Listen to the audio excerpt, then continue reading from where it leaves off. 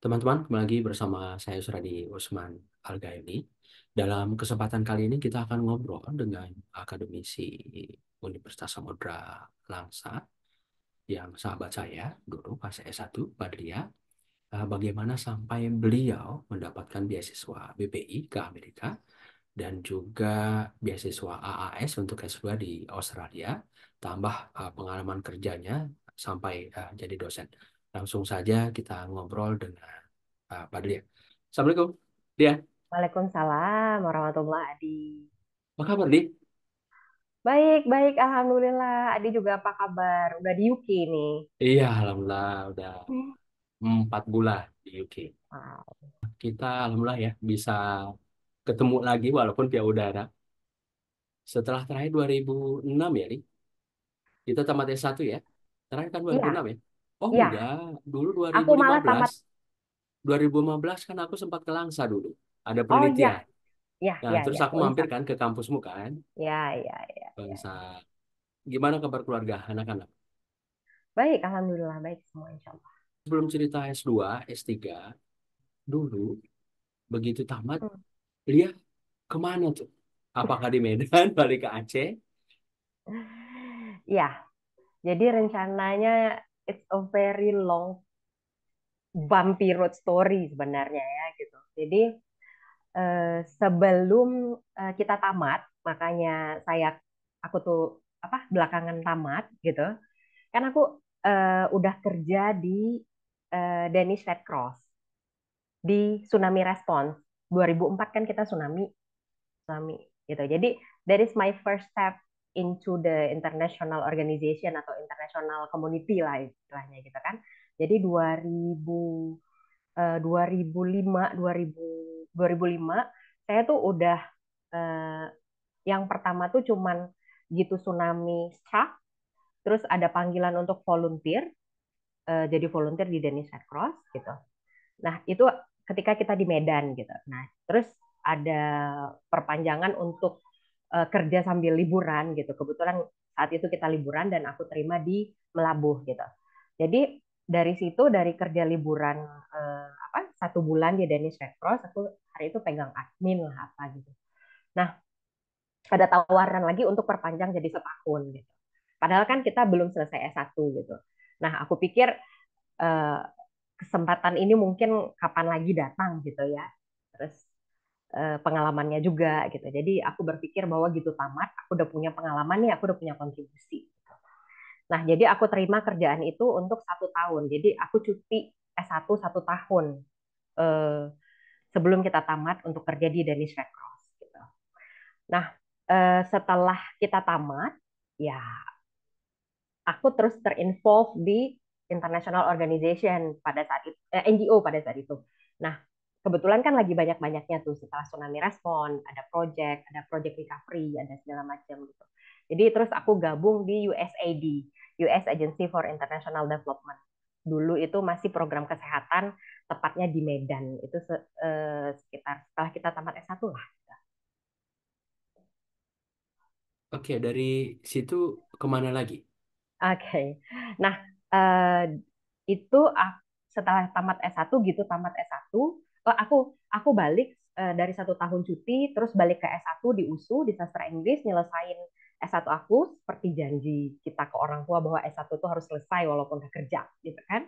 Iya. Nah, aku siapin, tuntasin janji, dan ternyata alhamdulillah aku keterima lagi di USAID di program kesehatan di Medan. Roughly sekitar 2007 ke 2009 aku rasa gitu lah, 2 tahunan gitu.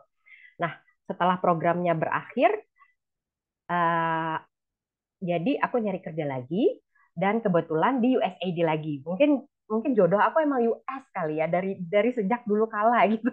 Iya.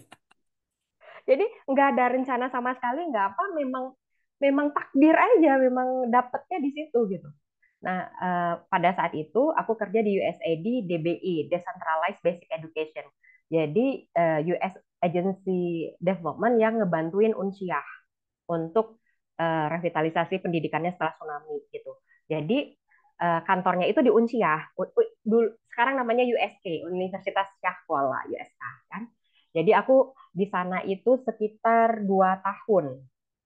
2 tahun sebelum S2 aku. Nah, mungkin di situ titik baliknya gitu. Jadi aku kerja di Unsia, tapi fundingnya itu kan US dulu gitu.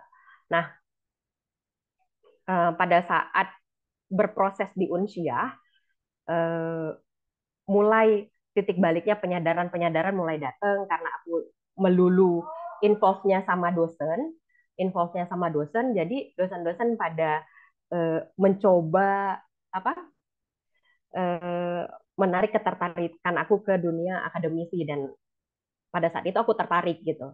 Nah, kamu tuh harus sekolah lagi, Lia. Dulu kan kita tamatan S1 kan, dan aku bekerja untuk administrative thing di USAID untuk USK, untuk Universitas Syahwala. Nah, kamu harus sekolah lagi supaya kamu bisa ngasih kontribusi lebih gitu. Jadi circle aku tuh dulu dosen-dosen Universitas Syahwala gitu. Mungkin yang juga banyak berjasa untuk aku gitu kan, cara mentoring gitu. Nah, dari situlah aku mulai apply untuk S2, khususnya S2 di Australia. Dulu namanya masih Australian Development Scholarship, ADS. Kalau yang sekarang tuh AAS, Australian Award Scholarship. Jadi aku mulai scholarship hunter itu eh, setelah bekerja gitu. Jadi udah ada kontribusi dulu, terus baru mulai untuk nyari beasiswa S2 gitu kira-kira. Ini jalan hidup kita nggak tahu ya, Lia. Iya, Jadi, bener. jadi tadi itu kan peristiwa tsunami, Ya, terus eh, gabung di NGO. Nah, ternyata itu yang membukakan terlibat di komunitas internasional gitu. Dan akhirnya membukakan jalan juga S2 begitu. Nah, ya. makanya ini buat teman-teman yang menonton podcast kita ini keren gitu kan. Jadi sebelum kuliah udah ada pengalaman dan itu belum tentu ada kesempatan itu lagi. Ya nggak apa-apa, mundur 1 tahun begitu kan. Tapi ada sisi Siap. lain pengalaman lebih yang itu nggak akan terulang dan belum belum tentu. Kalaupun ada kesempatan itu kita belum tentu bisa karena persoalan umur gitu dan yang lain-lain ya. Nah, ini sebelum kita ke S2, wah, selama terlibat di eh, organisasi internasional tadi, kegiatan internasional dalam hal tsunami Aceh tadi, ada nggak pelatihan-pelatihan dulu yang diikuti?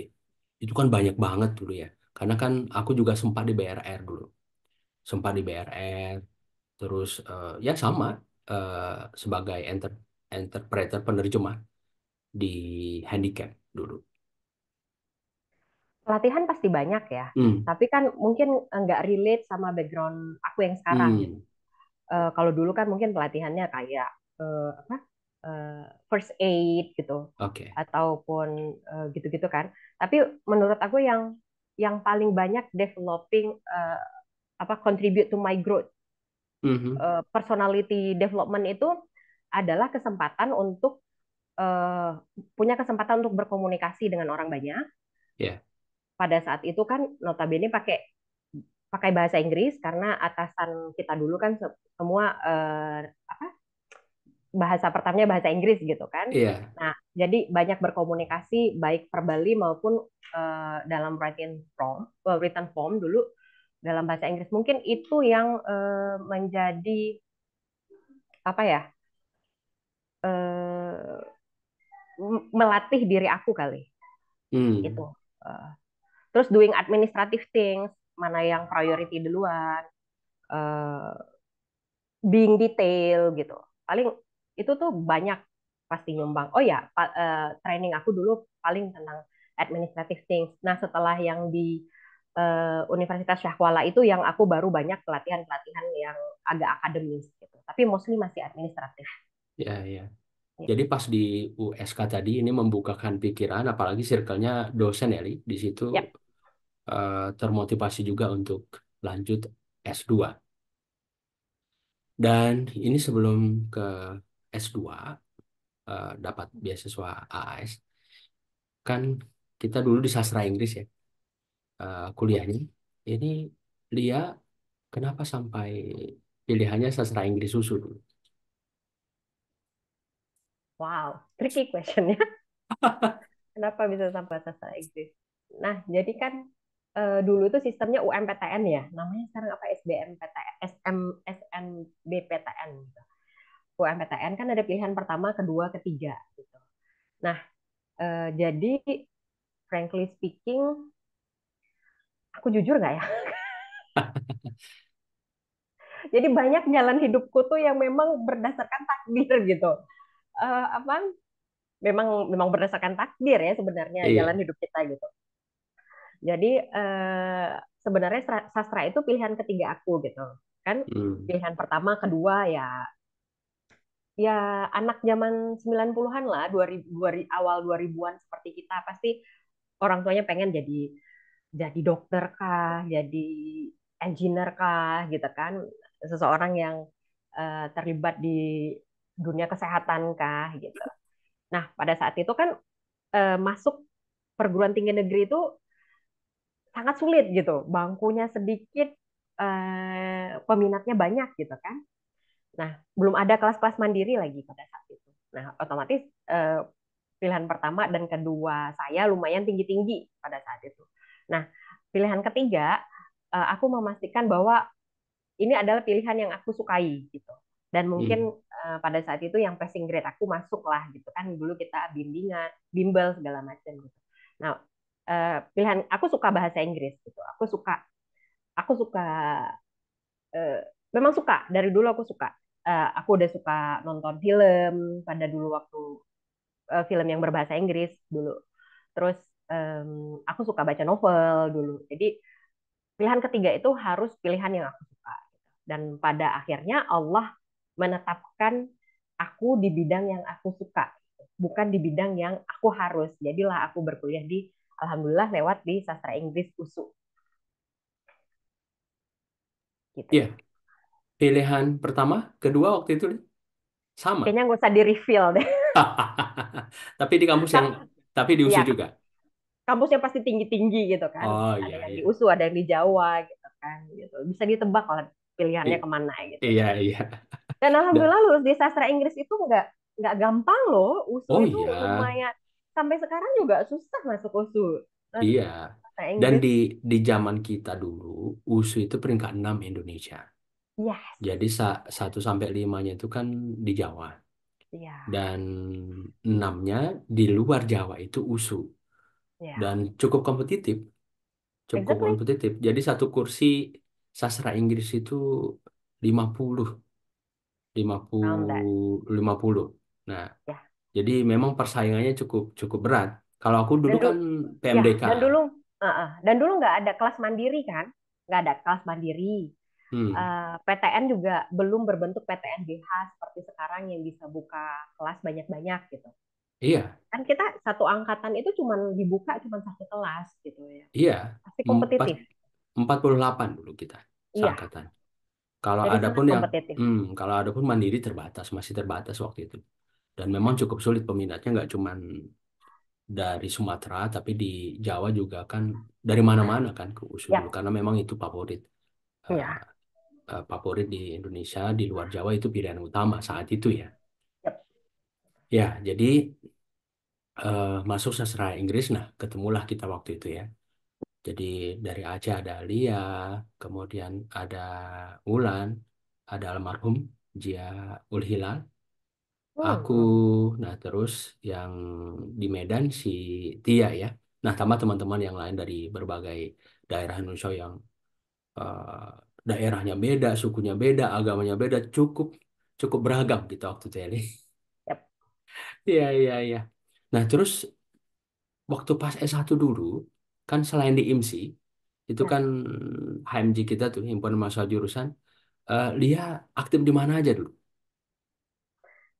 Nah, iya, mungkin thanks to IPTR juga ya. Jadi dulu ada organisasi namanya Ikatan Pemuda Tanah Rencong. Hmm, Jadi sampai sekarang masih ada. masih Jadi ya. organisasi kepemudaan khususnya eh, mahasiswa asal Aceh yang ada di Medan. Nah, mungkin karena bergabung di organisasi itu juga aku jadinya dapat kerjaan yang di Danish Red Cross itu. Oh Karena gitu. ketika ketika orang IFRC Palang Merah Internasional itu minta volunteer, mereka mintanya pasti ke organisasi, gitu Hmm. kan. Nah, mereka kan taunya organisasi. Nah, kebetulan aku dulu lumayan nggak begitu aktif juga, tapi nggak begitu pasif juga. Jadi kebetulan aja pada saat itu aku bersedia untuk jadi interpreter. Mungkin karena basic kita punya pengetahuan kultural akan Aceh dan apa Kuliahnya di paling sastra tidak bisa Inggris. bahasa Inggris, ya Ya. paling Hmm. tidak bisa bahasa Inggris. Ya. Jadi bisa Di bantu jadi penerjemah ya, di waktu EPTR itu. itu masuk pengurus kan, Dik? Kalau Iya, kami iya, kan sebatas anggota waktu itu. iya, iya. Nah, Aku masuk masuk pengurus ya. pengurus. Iya, Bidang apa iya. dulu? Aku bendahara dulu tahun Wah, 2000. keren, keren, keren. Terus eh, dulu ikut kegiatan-kegiatan kesenian nggak? Lihat dulu di teater, di BTM dulu. Apa konsen ke? Teater teater mungkin enggak, tapi aku nari itu loh, nari apa? Ratu Mesekat, Hmm, yang seperti Saman tapi untuk yang perempuan, Ratu Jaro. atau Jaro. Ya, Ya, dia ada Ratu Jaro, Ratu Mesekat kan. ya, ya. Nah, Aha. nah itu aku dulu termasuk penari di situ. Wah, keren ya. Dan tapi sekarang nggak nari lagi ya pastinya ya. Itu cerita dulu ya. Iya. Ya Masih siapa tahu. suka, masih Oh suka iya, lihat, siapa tahu masih di suka kampus. ngebimbing mahasiswa juga. Oh iya, iya. Ya sebagai sebagai dosen dan sempat Mm-mm. kaprodi ya. Iya, Luar luar biasa dan itu narinya itu waktu pas kegiatan-kegiatan IPTR. iya. Itu nampilnya di mana? Di di di komunitas kita, di luar juga, di Medan saat itu. Iya, di Medan, di Medan. Kan kebetulan jadi sangat representatif Aceh ya. Jadi Iya. em, banyak kegiatan-kegiatan yang butuh misalkan tarian Aceh, tapi di Medan jadinya kan biasanya mahasiswa yang dipakai kan, gitu, atau diundang gitu. Nah, kita pernah apa nampil di Pekan Kebudayaan Aceh, di Banda Aceh juga sebagai wakil Sumatera Utara, ataupun di kawinan, kawinannya Iya, orang Aceh iya. yang ada di Orang Aceh Medan yang di gitu Medan kan. ya. Iya, ya Ya, lumayan lah. ya secara Jadi kan paguyuban Aceh ya. Nah, kemudian ini iya, ada organisasinya, jadi mentas iya, di situ ya. iya. Jadi Hmm, income generatif juga. Jadi walaupun jadi mahasiswa kayak kerjaan sampingannya nari gitu. Nah, kerjaan ya, sampingannya juga memberikan kontribusi gitu. iya. Dan itu kan lumayan. Dan Mempromot budaya gitu misalkan. iya, keren loh, keren, keren. Dan apalagi tadi sempat ke Aceh juga ya, eh, mewakili dari Sumatera Utara. Sempat ngajar nggak dulu? Privat-privat atau ngajar Eh, kursus di sela-sela kegiatan di PTR kampus? em, nggak begitu, pernah nyoba tapi Aha. that's not em, my major activity waktu Hmm. S1 gitu. Jadi sempat nyoba, terus aku lebih suka nari, akhirnya aku lebih banyak nari ketimbang ngajar gitu. Gitu. Karena kan dulu memang belum bercita-cita jadi guru atau dosen gitu. Jadi jadi belok mungkin ininya ya. Iya, dan Mm-mm. itu tadi. Jadi kita jalan hidup kita. Nah, setelah jalan takdir takdir sejarah kita, nah ternyata kan dihubungkan ke sana kemari. Nah, terlibat tadi yang justru titik baliknya itu waktu pas di USK itu ya, terlibat dengan Iya, NGO segala macam. iya. Nah, kalau Tapi sekolahnya mungkin dulu gimana? Ya, basic underliningnya itu sama, yaitu aku suka being involved mungkin. Jadi dari dulu udah suka berkontribusi di organisasi gitu. Jadi bottom line-nya itu mungkin sama. Em, suka gitu, suka suka suka suka gabung di organisasi, suka beraktiviti gitu kan. hmm, Jadi mungkin itu bottom line-nya, terus ya, nanti tinggal takdir yang membentuk kita maunya kemana gitu. Nah, oke. mungkin alhamdulillah pada saat itu aku cepat nyadarnya gitu untuk adjusting my life gitu. Karena kan backgroundnya masih sangat sastra, masih sangat budaya gitu kan. Nah, aku mau ambil background apa dan aku mau jadi apa. Jadi sebelum S2 itu alhamdulillahnya aku cepat nyadarnya juga thanks to dosen-dosen Universitas Syahkola pada saat itu yang em, yang membuat aku cepat sadar dan cepat ngambil keputusan bahwa ini aku harus S2 gitu. Nah, itu mungkin apa ya? eh, Maksudnya effort dari kita untuk mengadjust takdir kita mau kemana gitu Hmm, kali. Kayaknya usaha kayaknya ya, ikhtiarnya gitu. iya, Gitu kali. karena kita kan nggak tahu ya. Kadang kita jalan ke sana dulu gitu ya, terus Yap, dibalikin lagi, dibenturkan kemana, dijatuhin begitu ya. Nah, yap, kita menghikmah itu nggak gitu. Ketika dapat itu, ya ternyata memang takdir kita di sana begitu ya. yap. Nah, kalau sekolah dulu di Medan juga, di Enggak, Aceh, di Aceh. di Jadi, Langsa ya. iya, born and raised in Langsa. Hmm. Jadi, em, aku sekolahnya di kampung di SD 1 P Tunom, bahkan bukan termasuk SD favorit di kotaku. Terus SMP negeri, SMP 1, terus SMA 1 gitu.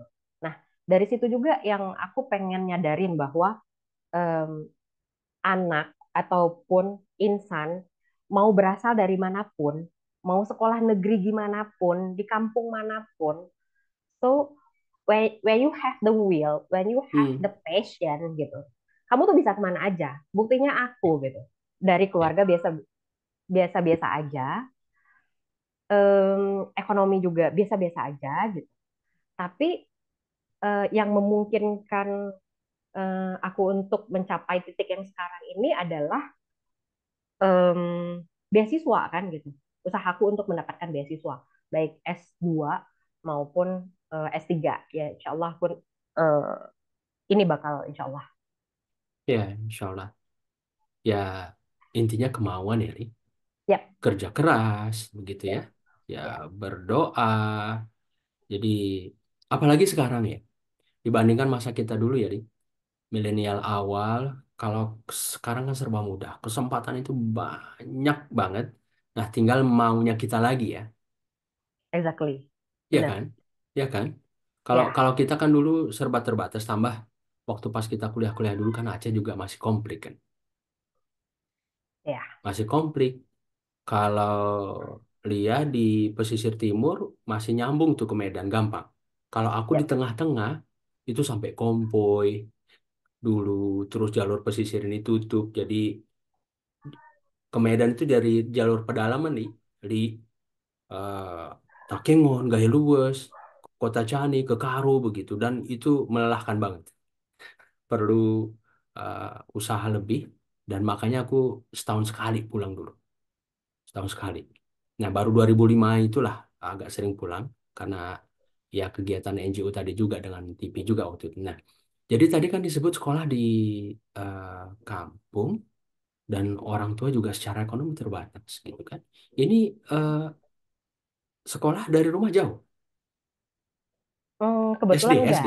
Enggak ya, tinggal enggak, jalan enggak. kaki. Ya, ya sekitar 800 meter lah gitu. Hmm, Gitu. iya, iya. Kalau SMP 1, SMA 1 Langsanya di Nggak kotanya? begitu jauh. Iya, di kota. Jadi kalau rumah aku sama sekolah dulu nggak begitu challenging lah gitu. Hmm, Justru yang malah challenging menurut aku adalah ketika dari SMA ke S1 gitu. Kita mau mau mau sekolah di mana, menentukan kita maunya apa. Justru termasuk aku itu yang challenging kan. iya, iya. Kalau sekolah dulu SMA, jurusannya IPA ya pasti ya. Ya, aku IPA. Karena kan kalau misalnya tadi cita-citanya engineer, kedokteran, nah pilihan ketiganya Hmm, sastra Inggris pasti IPA begitu. IPA. Pasti pasti IPA. Ya. Dan untuk pilihan keluar tadi itu yang challenging dari SMA ke S1 itu, ini kan orang tuanya luar biasa memberikan kebebasan ke anaknya ya. Ini ngomong-ngomong, dia ini berapa bersaudara? Terus bapak ibu itu kerja kerja apa nih? Iya, aku dari 5 bersaudara, keluarga besar. Gitu. Jadi aku anak ketiga dari 5 bersaudara. Ayahku almarhum PNS biasa, PNS biasa banget dan ibuku ibu rumah tangga. Jadi dari kecil tuh udah ditanemin bahwa keluarga kami cuma ngasih pendidikan. Hmm. Modal tuh jadi ayah dan ibu aku termasuk orang yang sangat besar pastinya membentuk mindset aku gitu. Eh, dan kakak-kakak yang memberikan teladan bahwa eh, the most important thing that you have to do is your education first gitu. Em, Baik pendidikan akhirat kita maupun pendidikan dunia kita gitu. Nah, eh, untuk bisa mandiri dan berdiri sendiri, orang tuaku sudah berfilosofi bahwa jawabannya adalah pendidikan gitu. Karena kan orang tua tidak tidak akan bisa selalu bersama kita. Kita yang harus bisa berdiri di atas kaki sendiri kan. Nah, ayah aku dulu udah bilang bahwa saya cuman kasih pendidikan gitu dan semoga kesempatan ini bisa dipergunakan dengan sebaik mungkin gitu. Tapi kelihatan kok bahwa orang tua sangat apa ya em, sangat peduli akan pet pendidikan aku tuh kelihatan gitu. Ya, selain memprioritaskan pendidikan, Yap. eh, apalagi nilai yang ditanamin almarhum bapak dan ibu ke Lia lima bersaudara? Berani mungkin. Hmm. Karena menurut aku keluar dari kampung halaman untuk aku yang memang born and raised in Aceh yang kotaku juga kota kecil kan Langsa gitu. Terus tiba-tiba hijrah ke Medan. I think I think that's the bravest things that I've ever done gitu loh. Yang Hmm. menjadi juga cikal bakal bahwa dari sana aku berani apply S2 di Australia AAS pada saat itu dan itu juga hijrah Lebih sendiri jauh nggak perlu lagi, lebih jauh lagi gitu perempuan lagi. perempuan lagi gitu.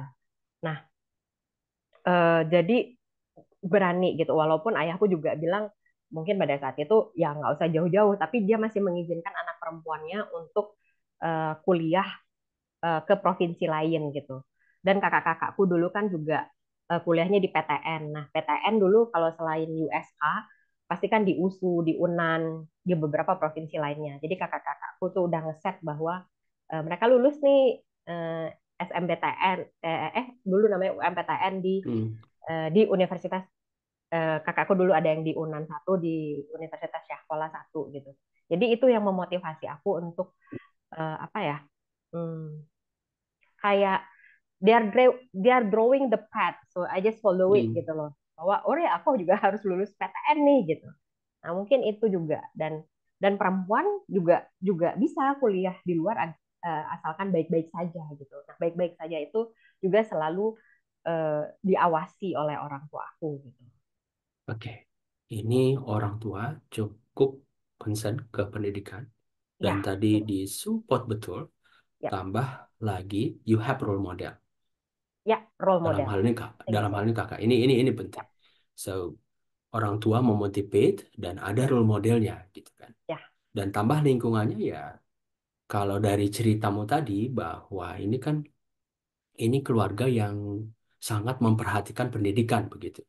Insya Nah, Allah ya. orang-orang tua juga pekerjaannya PNS dan ada sosok ibu Ya. yang di rumah gitu ya.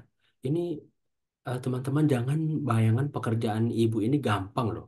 Ibu Enggak ini sama sekali. ini berat loh. Jadi perempuan jadi Saya ibu juga ini ibu sekarang. berat. Iya. Ya, Jadi berat jadi perempuan, berat jadi ibu. Makanya perempuan ini mesti didukung, mesti dikasih eh, pasti. ruang gitu ya. Ya, Nah, terus ini eh, lima bersaudara, dia di tengah-tengah, dua ya, di atas perempuan, ya. Dua di atas di, perempuan, di bawah di bawah dua laki-laki. dua laki-laki. Ya, Oke, ini jadi anak tengah nih ya, iya, tengah-tengah. jadi anak tengah.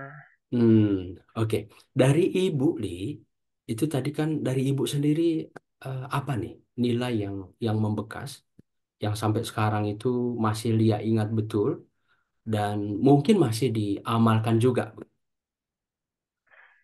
Banyak ya pasti ya kalau diceritain satu-satu.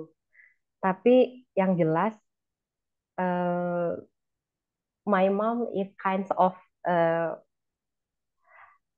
the kalau sekarang bilang apa ya, typical Asian mama. Jadi Hmm, yang memang sangat strict dan sangat terpakem gitu kalau ibu aku gitu.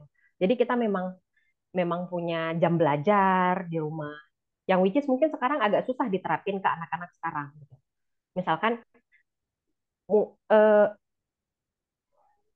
aku nggak bisa lihat dulu apakah pola parenting ibuku itu yang strict itu bisa diterapkan ke anak-anak sekarang gitu. Karena memang you mean discipline? disiplin, disiplin Aha, pasti. oke. And then she supervise us to do our homework. Jadi nggak cuma disiplin, tapi dia juga nge-supervisi kita. Hmm. Dan ini harus gitu dengan punya target gitu bahwa iya kita bahkan dikasih target gitu. Dan um, she always fulfill my schedule gitu. Jadi dari SD aku tuh udah punya jadwal yang lumayan agak full gitu. Misalkan dengan les bahasa Inggris, terus ngaji juga, eh, ngaji juga porsi besar dari kegiatan, terus eh, les tenis gitu. Jadi dari dulu mungkin itu foundationnya kali ya. Kita eh, ibu dan ayahku sangat terconcern akan pendidikan, tapi juga nggak lupa bahwa you have to be involved to the community gitu loh. Maksudnya berterima di masyarakat. Jadi yang kayak kayak gitu sepertinya ada juga dikasih oleh orang tuaku kayak kayak les tenis gitu kan. Dulu kan agak jarang ya. Misalkan ibu yang strict kamu harus harus les tenis gitu kan. Nah, sekarang tuh aku baru baru baru mikir mungkin maksudnya supaya aku bisa beradaptasi dengan segala community gitu loh dan segala keadaan. Mungkin maksudnya itu gitu. Bapak Ibu Li kuliah juga? Enggak, justru itu mungkin yang jadi motivasi kali ya. Jadi ayah ibuku tuh tamatan SMA, jadi mungkin fulfilling the dreams kali ya. Eh, nggak sempat S1 karena berbagai keadaan, pekerjaan dan segala macam. Jadi memang memastikan bahwa you have to pursue your education gitu loh. Kamu paling nggak harus S1 gitu. Gitu. Oke. Oke. Jadi itu jadi motivasi Lia juga ya, Ya, eh, untuk bagaimana bisa lebih dari orang tua, mm-mm. lebih dari orang tua. Kalau kakak tadi kan juga kuliah, adik Ya. dua-dua kuliah juga Adik, sampai satu. iya, iya semua. Alhamdulillah kita semua sampai S1. Jadi adik aku di SPAN, Mhm. sekarang namanya apa ya? Ya sekolah kedinasan ya, SPAN Ya, Kementerian Keuangan. Jadi adik aku satu lagi yang paling kecil juga S1, sarjana ilmu komputer. ya. Dan Jadi ini lingkup. luar biasa, hebat sekali Mm, orang tuanya iya, dengan pendidikan yang hanya SMA bisa mengantarkan anaknya sarjana semua, bahkan ini anaknya yang alhamdulillah. tengah, ya alhamdulillah anaknya yang tengah bisa melompat lebih jauh lagi. Dan Alhamdulillah. perjalanannya sepertinya ini paling jauh ini ke Australia dan ini insya Allah akan ke Amerika. Nah ini kita cerita ke Australia. Ya, Lihat mendapatkan beasiswa AAS ya. ya, Itu dulu AS. ya bagaimana prosesnya, Li? Syaratnya waktu itu, seleksinya. Nah, dulu tuh pasti yang paling tough itu adalah ngedapetin IELTS ya. Eh, jadi aku AS berangkat 2012 gitu. Jadi ngedapetin IELTS itu lumayan struggling eh, buat apa? Buat calon student pada masa itu gitu. Apalagi dulu tuh gitu tahun 2010 2011 gitu. Jadi hal yang paling struggle untuk aku adalah kan itu posisinya aku bekerja dan pengen ngedapetin beasiswa. Jadi di samping pekerjaanku itu, nah di samping pekerjaan aku itu dulu, aku harus ngedapetin IELTS sekian gitu, ataupun eh, TOEFL ITP sekian gitu. Jadi sambil kerja tuh eh, pagi aku kerja jam 8 sampai jam 5 sore, terus aku mesti buru-buru pergi les. Itu bisa pergi les tuh dari sore sampai malam bisa waktu sebelum AS. Mungkin itu yang paling eh, paling struggling ketika aku ngedapetin beasiswa. Gitu. Jadi memang fokus untuk naikin skor bahasa Inggris. Ya, skor IELTS-nya berapa dulu minimal? Dulu untuk berangkat kan 6,5. Hmm, Tapi untuk daftar kalau nggak salah dulu 5 ya. Ataupun ITP 500 kalau aku nggak salah. Gitu. Sekitar segitu. oke. Syarat ITP yang lain? 500. Syarat yang lain apa lagi? Kalau AAS kayaknya nggak ada syarat lain ya. Paling ijazah S1, essay mungkin ya. Hmm, Essay di aplikasi oke. gitu. Dan kerjanya saat itu sudah dosen? Belum, yang aku Belum. dulu kerja di Unsia, tapi aku di bidang administratifnya yang di USAID Decentralized Hmm, Basic Education. oke. Dan ada ini nggak, Li? Wawancara, terus eh, menulis proposal Oh untuk pasti, S2? pasti, Hmm? pasti. Jadi mungkin dulu namanya aplikasi dan aplikasinya dulu zaman dulu tuh masih dikirim pakai pos loh. Jadi Oh, masih pakai masih, pos? ya 2010 masih pakai pos. 2010. Namanya masih Australian Development Scholarship. Jadi Hmm. masih pakai pos. Jadi ada kolom yang kayak essay untuk menceritakan gimana eh, apa yang membuat kita pengen studi lanjut dan bagaimana kontribusi kita nantinya gitu. Apa yang kontribusi kita sekarang dan kenapa kita harus studi lanjut dan nantinya bagaimana mempergunakan ilmu ini untuk kontribusi di masa depan gitu. Jadi ada kolom itu, which is yang saya pikir menjadi kolom penentu diterima atau tidaknya kita sebagai penerima beasiswa. Oke. Interviewnya bagaimana? Nah, You have setelah interview? kita, yep, pasti. Hmm, ya. Setelah kita melewati administrasi Hmm, tadi yang aplikasi, yang oke. TOEFL minimum tadi. Nah, kan kita di shortlist kan, Ah, hanya shortlist yang diterima untuk interview. Pada saat itu interviewnya di Medan, sekaligus tes IELTS pertama gitu. hmm, Nah, eh, di interview itu kita diinterview oleh satu native speaker, eh, kalau nggak salah saya, karena sudah lama sekali 2010, satu native speaker, satu akademisi, kalau nggak salah saya dulu rektor apa, namanya Joint Selected Committee-nya ADS. Gitu. ya. Dan pertanyaan tadi itu ya generalis seperti itu ya. Kalau Yap, misalnya salah-salah jawab ya nggak akan dipertimbangkan dapat ya. Dan iya, tambah penguatnya waktu pas interview itu ya, Li. iya. Nah itu yang justru yang menjadi kunci Hmm, buat scholarship hunter lainnya, teman-teman scholarship hunter lainnya gitu. Em, kita harus bisa make sure. Nah, alhamdulillah sebelum aku mau AAS, aku kan udah berkontribusi gitu. Dan hmm, kontribusi aku di dunia pendidikan. Dan alhamdulillah dulu inline. Jadi aku kerja oke. di dunia pendidikan, Decentralized Basic Education USAID itu. Terus bagaimana aku mengadjust kontribusi kerja yang udah selama ini aku buat gitu dengan my propose tadi, dengan yang mau pengen aku ambil, terus nanti setelah pulang kontribusi aku apa gitu. Jadi mungkin itu inti dari keseluruhan wawancara dan seleksi beasiswa. Kita udah tahu pasti, bahkan kalau bisa detail gitu loh, Hmm, bidang risetnya apa, maunya apa, terus nanti digunain setelah mendapatkan pengetahuan tersebut, terus nanti digunakan untuk bekerja di bidang apa, dan cita-citanya seperti apa, berkontribusi apa ke Indonesia. Dan saya rasa itu yang apa the key pointnya mungkin ya. oke.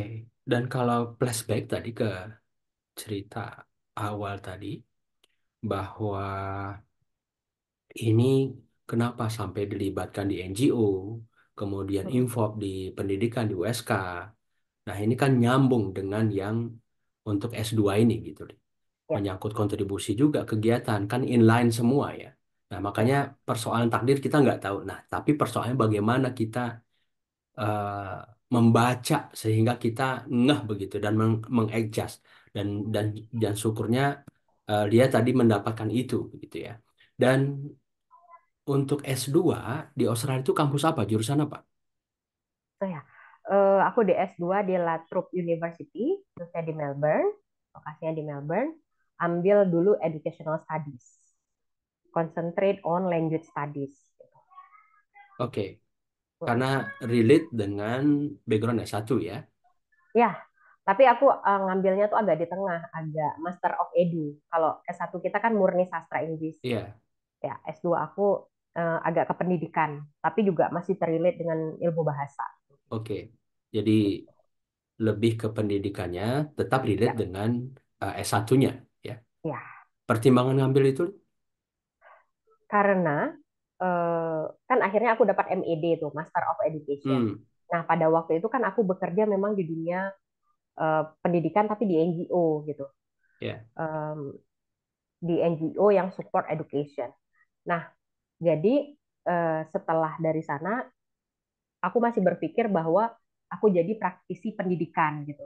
Tapi belum exactly di dosen gitu, masih praktisi pendidikan gitu. Ini udah tahu mungkin bidangnya mau praktisi pendidikan gitu kan.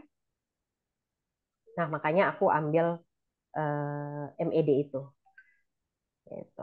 Nah, tahu-taunya setelah itu eh, jadi setelah bertahun-tahun eh, aku di luar dipanggil lagi eh, di kampung halamanku di Langsa dulu. Jadi ada universitas swasta, Universitas Samudra pada saat itu mau dinegrikan gitu. Jadi butuh banyak dosen. Gitu. Nah, sepulang dari S2 sanalah maka aku ikut mencoba berkontribusi lagi di dunia pendidikan di kampung halaman setelah bertahun-tahun warawiri di luar gitu. iya. Nah, Gitu. ini putri daerah Ya, balik lagi balik berkontribusi lagi. untuk Ya, kampung halaman ya, di Langsa. di Langsa. Luar biasa. Dan sorry, Li, waktu pas Heeh. S2 itu Heeh. udah married? Udah, alhamdulillah. Jadi em, jadi mungkin orang tuaku itu ada di tengah-tengah kali ya, yang bilang bahwa kamu harus berani, kamu harus eh, kejar pendidikanmu gitu gitu. Tapi pada saat itu juga eh, sebenarnya juga nggak seberani itu sih untuk melepas anak gadisnya sendiri gitu. Jadi sebelum pergi S2 di situ mungkin ibuku berdoa gitu ya, berdoa benar-benar untuk berdoa yang dalam yang sungguh-sungguh untuk bahwa aku ditemenin gitu ketika S2. Alhamdulillah eh, aku menikahnya itu pas sebelum pergi sekolah ke Australia. Jadi di Australia aku udah berdua sama suami. Oke. Dan Heeh. suami paham bahwa ini akan ke Australia dan Ya, cukup support ya. ya Kan cukup suami ikut support. juga ya waktu itu Ya, ya, Li. ya. Dan support juga untuk yang pasti kalau sekarang aku alhamdulillah udah keterima di Beasiswa Pendidikan Indonesia (BPI) Hmm? lewat Pathway Program untuk studi doktoral di US gitu. Jadi studi doktoral itu kan menurut aku nggak murni semata hanya kemampuan intelektual ya di.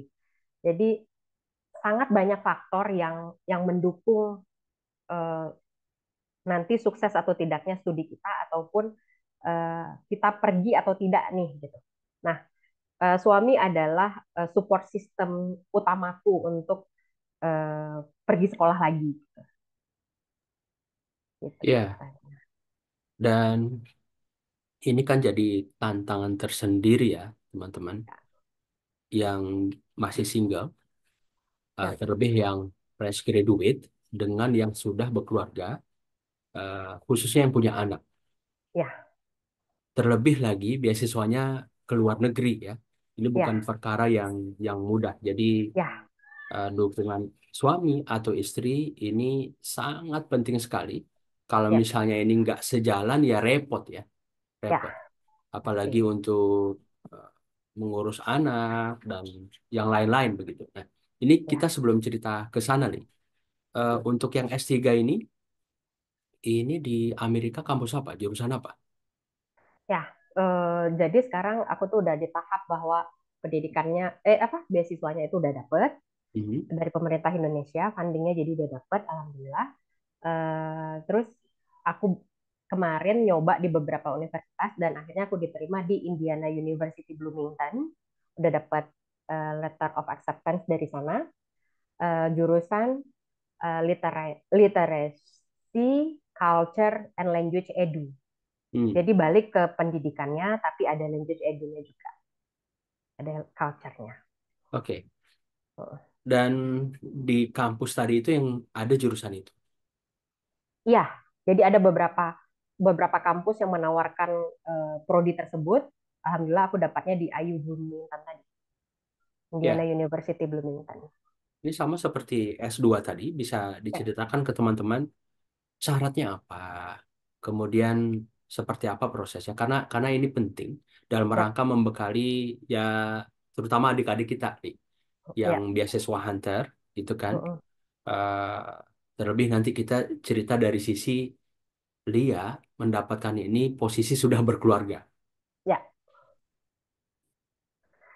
oke. Jarak aku dari S2 ke S3 itu nanti eh, bakal jauh gitu. Jadi aku udah lulus S2 di akhir 2013, awal 2024, dan ini 2024 mau pergi. Jadi 10 tahun. 10 tahun S2, jarak dari S2 aku ke S3 gitu. Nah, pertanyaannya kenapa? Karena eh, juga tadi prioritasnya tuh adalah keluarga gitu. Karena selama 10 tahun itu aku tadi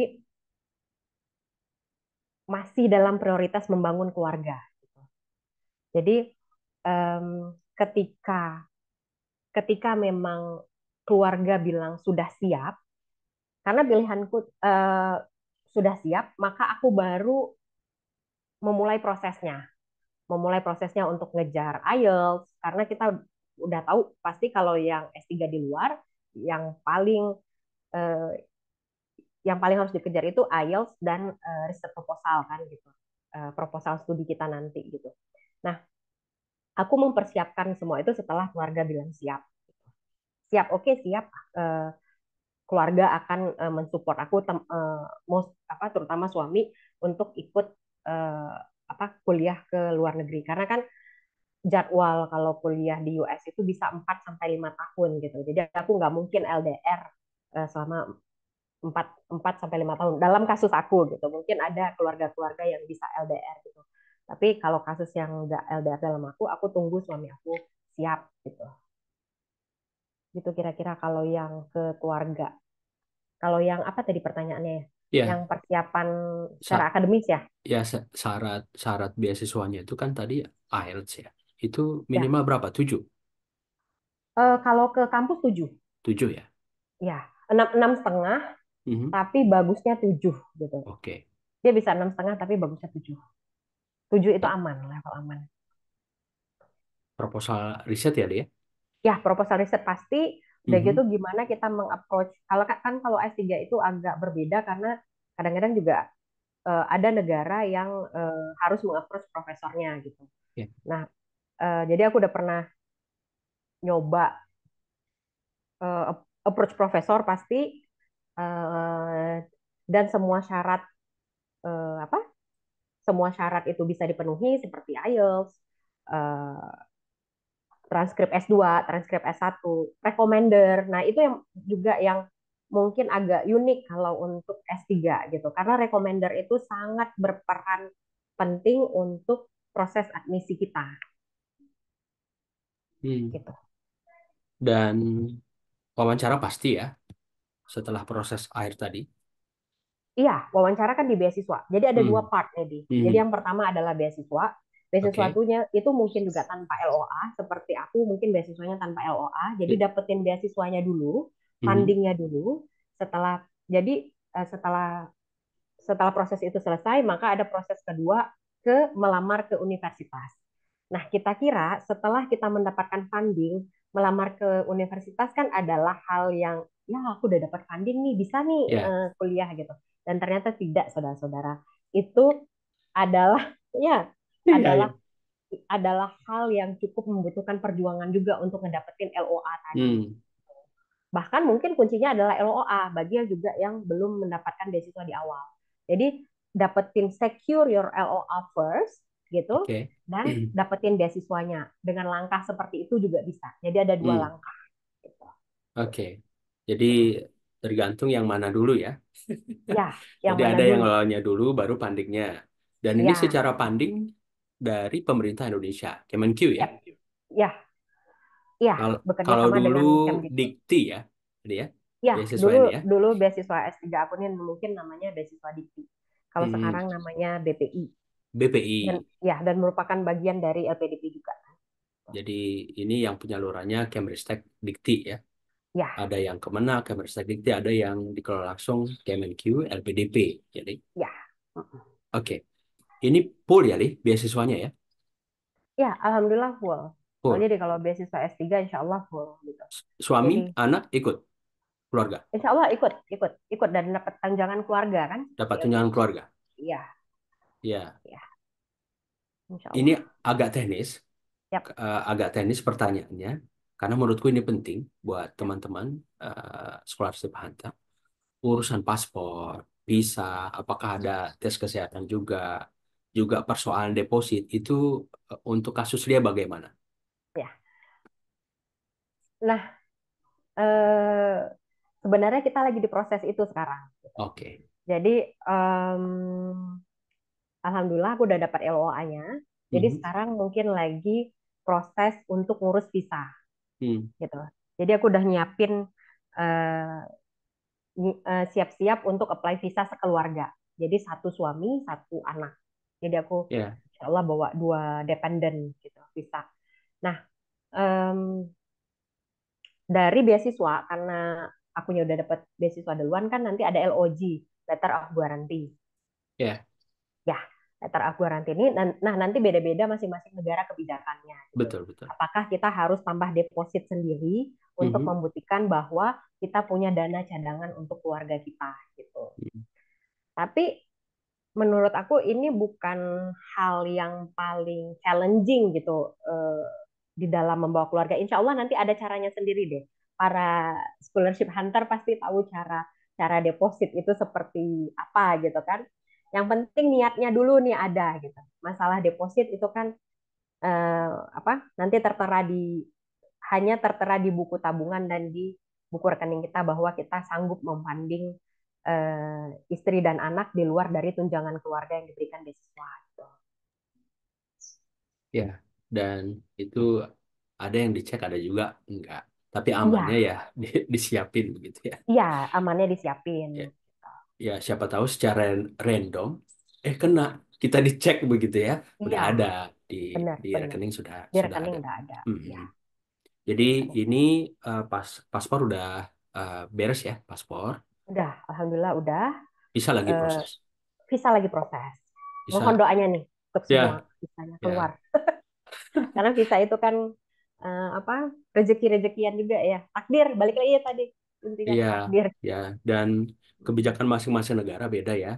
Iya, US dengan UK beda. iya, Ada yang agak strict, ada yang mudah begitu. iya, Ya, tapi ya, mudah-mudahan dipermudah ya. semuanya insya Allah.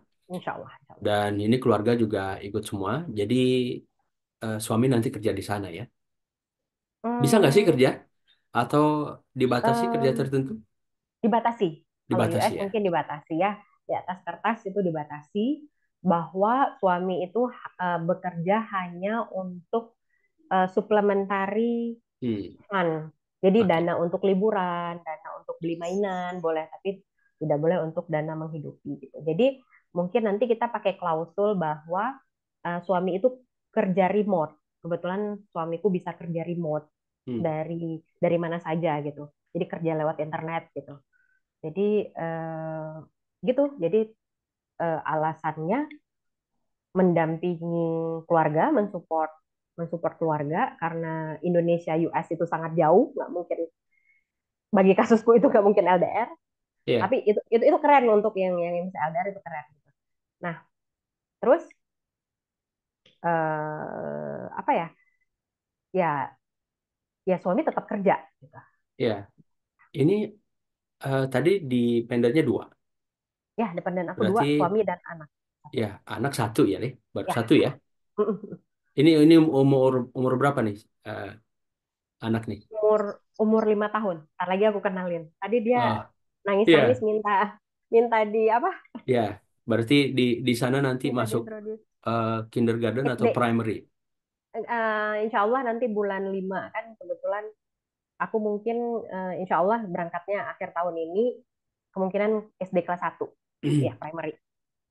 Lih, ini kan sambil kerja. Bagaimana sampai dia mendapatkan beasiswa S3 ke Amerika ini?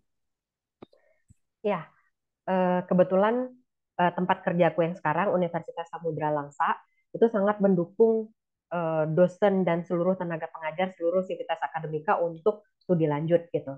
Jadi karena kemarin kan aku tuh harus pathway 3 bulan. Jadi lepas dari pekerjaan dan tugas di kampus untuk pathway di Malang. Jadi seperti kursus persiapan persiapan studi itu 3 bulan gitu. Jadi para mentorku di universitas, termasuk Bapak Rektor, Bapak Dekan di Universitas Samudra, dan Bapak-Bapak pimpinan lainnya, Bapak dan Ibu pimpinan lainnya itu sangat mendukung aku untuk studi lanjut sehingga memberikan waktu aku untuk konsentrasi untuk menyiapkan keberangkatan dan studi lanjutku itu. Ditambah lagi dengan teman-teman kolega sesama dosen yang saling mengisi sehingga aku punya waktu dan kesempatan untuk eh, menyiapkan studi lanjutku. Berterima kasih sekali kepada Bapak Rektor, Bapak Dekan, dan para pimpinan yang udah memberikan izin untuk aku dan untuk selanjutnya mendampingi aku. Ini kan lagi proses keberangkatan ya, urusan visa, berkas dan segala macam ini masih sangat banyak gitu. Jadi terima kasih sekali sudah memberikan kesempatan dan dukungan untuk aku bisa mempersiapkan studi lanjut aku. Luar biasa dukungan dari pihak kampus dan ini juga patut dicontoh oleh kampus-kampus lain karena ini pada akhirnya kan untuk pengembangan kampus juga. Oke, Li, mudah-mudahan dilancarkan ya untuk Ya, proses visa insya Allah. dan sampai nanti ke US bareng keluarga. Jadi selesai S2 tadi kan balik ke Aceh dan Yap, balik ke Langsa mengajar di Musam. yap. Ini dia mengajar apa gitu kan. Nah, kemudian dalam perjalanan karir itu sebagai dosen, apakah ada amanah-amanah yang diemban sampai sebelum S3 ini? Oh, iya. Jadi alhamdulillah aku jadi dosen Unsam itu dari 2015. 2015 keterima PNS, CPNS pada saat itu. Terus 2019 ya, 2000 ya 2019 alhamdulillah dipercaya sebagai koordinator prodi pendidikan bahasa Inggris selama 2 tahun. Terus eh, sempat terus dilanjutkan jadi ketua jurusan pendidikan bahasa dan seni. Dan sampai sekarang ini sampai mau berangkat ini. Ya, Nah, luar biasa. Dan ini kan waktu pas dosen sudah ada si sulung ya, ya, Adam ya, tunggal, si tunggal, ya masih ya masih si masih tunggal tunggal ya. so far, si tunggal. Ya, ini kan bagaimana nih di membagi peran ya. Eh, Ya, Sebagai dosen, ada amanah sebagai Kak Prodi, sebagai ibu yang luar biasa dan sebagai istri saat bersamaan. hmm, cukup tricky sebenarnya ya, Hmm. apa untuk bisa menyeimbangkan semuanya itu it's really not an easy thing gitu loh. Ibu apalagi perannya ibu gitu kan. Ibu itu kan lumayan gitu porsi apa eh, porsi involvementnya ke anak gitu kan. Nah, mungkin time management ya pastilah time management kan. Jadi aku usahain bahwa ketika aku kerja, aku selesain dengan waktu yang seefektif mungkin. Nah, setelah ketika aku mendapatkan waktu untuk bersama Adam, maka aku usahain untuk benar-benar punya quality time gitu. Mungkin itu satu. Nah, udah gitu, the most important thing mungkin support system gitu. Support system karena menurutku hal yang membuat aku mungkin sampai sekarang ini adalah support suami gitu. Bahwa suami mensupport untuk pembagian tugas rumah tangga itu porsinya sangat besar gitu. Jadi nggak hanya untuk ngebantu, tapi juga support quality time untuk Adam. Jadi mungkin ada porsi waktu aku yang terkurang karena kesibukanku di kampus ataupun ketika aku ngejar beasiswa gitu. Nah, itu tuh diisi oleh suami dan support system. Ibuku masih ada, keluargaku deket gitu di Langsa gitu. Jadi apalagi ketika Adam bayi kan, um, it needs a village to raise a child gitu. Jadi seluruh keluarga tuh membantu gitu sampai Adam tuh sangat dekat sama ibuku. Jadi walaupun kita beda rumah, tapi Adam sangat dekat sama ibuku. Jadi Adam juga eh, apa besar di support system yang terdiri dari beberapa orang, bukan hanya ibunya saja. Dan menurutku itu sangat penting gitu.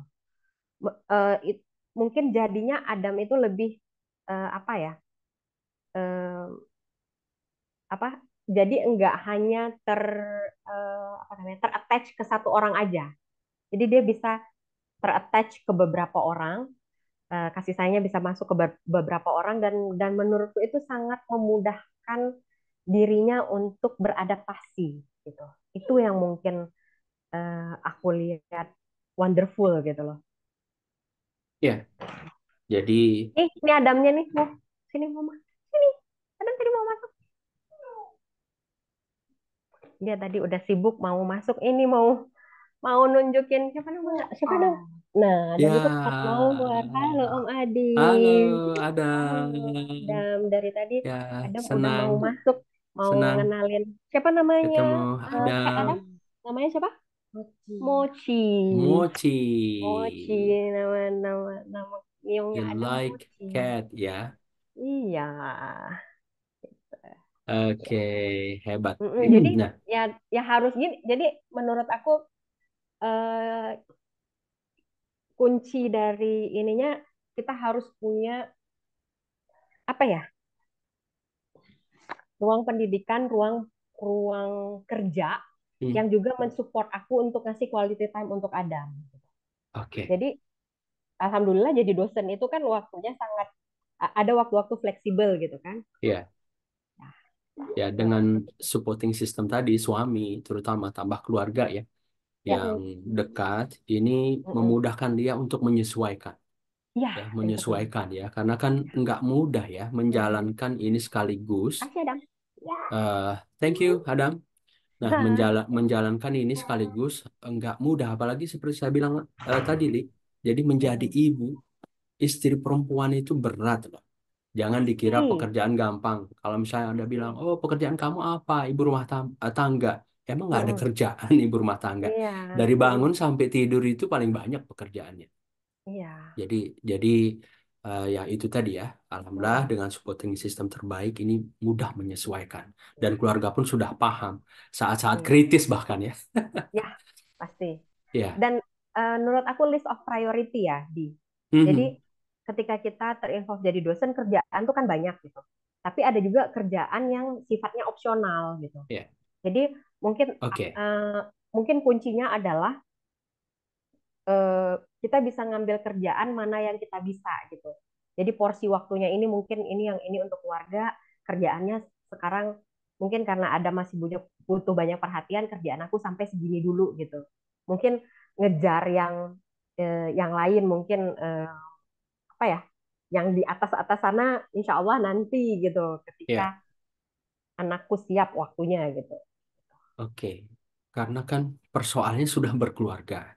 Ya, Dan punya anak dan ada tanggung jawab lain yang ini mesti menyesuaikan begitu ya. ya, Jadi ya ini prioritas, di sisi lain keluarga juga jangan sampai terbengkalai begitu apalagi ya, eh, perhatian ke anak, pendidikan ke anak. Nah, luar biasa. Dan ini Li, sebagai closing podcast kita ya. eh, buat yang nonton pesan dari dia dia terutama adik-adik kita nih, anak-anak muda yang menonton podcast kita ini. pesannya apa ya? Don't waste your time gitu. Kamu harus punya sesuatu yang kamu yakini tepat. Kalaupun nggak yakin, paling nggak kamu berusaha untuk kedapetinnya gitu. Punya visi gitu. Em, saya saya sukanya ini, saya mau ngerjain ini, dan saya akan bekerja untuk itu. Gitu. Dan saya akan mengerahkan paling tidak seluruh apa kebisaan saya dan kemampuan saya untuk kejar itu. Gitu. Itu satu. Ataupun kalaupun kita tidak bisa ideal untuk mengerahkan seluruh apa kebisaan kita, kekuatan kita untuk ngejar sesuatu, nah uh, do it while you are enjoying it gitu. Jadi sangat penting untuk enjoy akan sesuatu gitu. Nah, aku ngejar sesuatu, tapi juga aku nggak akan pernah lupa untuk menikmati momen aku sekarang gitu. Eh, Contoh besarnya menjadi ibu gitu. Jadi di satu sisi aku ngejar sesuatu, tapi aku nggak mau ngelupain enjoying my precious time to be a mom gitu. Nah mungkin untuk yang adik-adik lain juga kayak gitu. Ngejar sesuatu, tapi misalkan masih berusaha untuk happy, masih enjoying your time gitu untuk menikmati masa mudanya, misalkan traveling, berkomunikasi dengan teman-teman, atau enjoying your hobby itu sangat penting gitu. Jadi nggak melulu untuk misalkan ngejar sesuatu tapi kita nggak enjoying our life, tapi dua-duanya mungkin bisa bisa setara. Tapi paling nggak in enjoying our life kita punya visi. Jadi keseimbangan itu penting aku rasa, balancing ya. Termasuk me time ya. Me time Ya nih. pasti. Iya, Ya. oke nih. Karena kan salah satu apa side effect dari sekolah di luar negeri itu adalah traveling, saudara-saudara. Ya. Enjoying your Ya, life. ya, enjoy your lives Hmm, dan hmm. it's important for us. Me time, Ya. family time. Ya, Hmm. kapan lagi Insya ya? Allah, ya Allah udah kasih semuanya untuk kita. Kita tinggal em, itu kan kuasa Allah juga ya untuk bisa memperlihatkan keindahan alam untuk kita. Ya, Kenapa kita nggak enjoy ya. selagi kita berjalan gitu maksud. That's why kita Ya, disuruh hijrah ya. ya hijrah. Untuk melihat banyak Ya, hal, belajar banyak hal, ya. inspiring something. Mm-mm. Oke, Insya Lih. Allah. Thank you very much for Yap, sharing. Ini yap. doa terbaik, mudah-mudahan dilancarkan semuanya sampai nanti ke Amerika dan Insya Allah, balik bisa berkontribusi lebih buat bangsa, terutama insya Aceh, Allah, insya tanah Allah. kelahiran Langsa. Amin, amin. Salam buat suami dan thank you tadi Adam yang juga udah Ya, ngasih kesempatan mamanya untuk sharing, mm-mm. berbagi pengalaman luar biasa. Oke, sekali lagi terima kasih ya Lia ya. Assalamualaikum. Waalaikumsalam, sama-sama. Thank you for having me, Di. Ya, Yap. sama-sama.